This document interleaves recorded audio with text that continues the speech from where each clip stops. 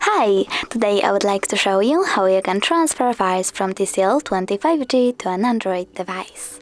You need to start by opening Play Store on both devices, clicking on the search bar and typing Send Anywhere.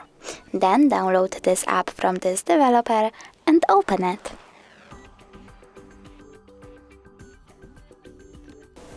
Now choose I accept, click Confirm, Continue and Allow on both of them. After that, select Receive on an Android and Send on TCL.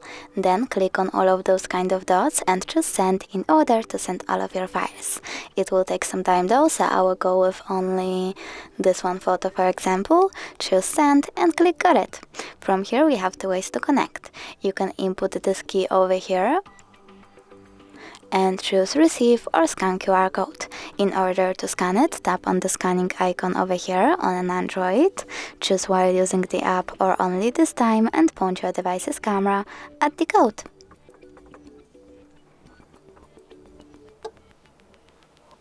As you can see, my photo was successfully transferred.